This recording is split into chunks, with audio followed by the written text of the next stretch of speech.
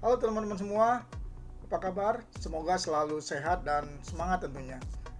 Kali ini saya akan membahas satu kabar yang cukup bikin dahi mengernyit dan hati bertanya-tanya. Kenapa IAF menolak dua wakil Indonesia yang ditunjuk oleh PT Liga Indonesia Baru atau LIB untuk tampil di ASEAN Club Championship 2025-2026? Padahal yang ditunjuk itu bukan tim sembarangan. Ada Persebaya Surabaya dan Malut United.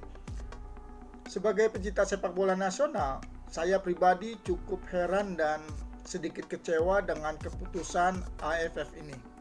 Kenapa?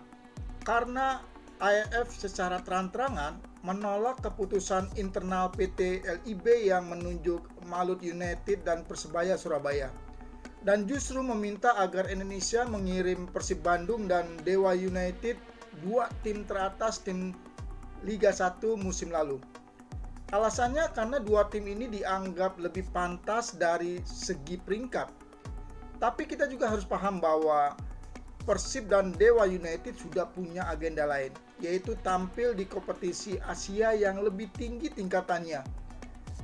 Maka dari itu LIB menunjuk peringkat ketiga dan keempat sebagai wakil ASEAN. Sebuah keputusan yang masuk akal dan wajar. Namun sayangnya AFF bersikukuh. Dan kalau kita lihat dari kacamata yang lebih luas, sebenarnya AFF juga berpotensi besar merugi akibat penolakan ini. Saya akan bahas 3 poin penting kenapa AFF justru kehilangan peluang besar. Yang pertama adalah kehilangan peserta tangguh. Malut United dan Persebaya bukan tim sembarangan.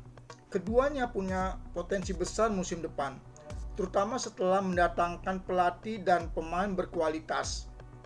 Ingat PSM Makassar musim lalu, mereka bisa sampai semifinal.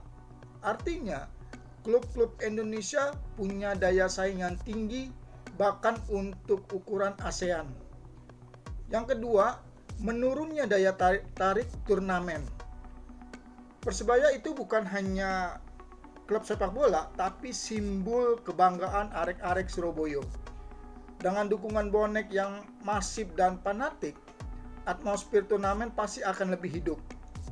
Belum lagi Malut United sebagai wakil dari Indonesia Timur. Bayangkan, dukungan dari masyarakat Ternate, Tidore, dan sekitarnya.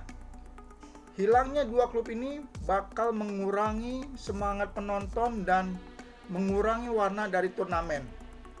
Dan yang ketiga, nilai komersial berkurang. Dua klub ini punya pasar besar di Indonesia.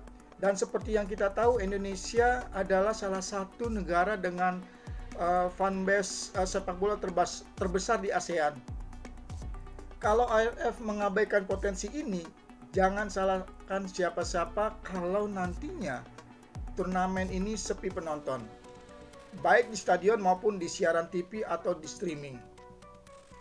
Sebagai pencinta sepak bola nasional, saya berharap AFF bisa lebih bijak kalau ingin menjadikan ASEAN Club Championship sebagai ajang yang bergengsi. Ya harus siap kompromi, harus siap mendengarkan konteks dari setiap negara anggotanya, termasuk soal jadwal dan prioritas klub-klub mereka di level Asia.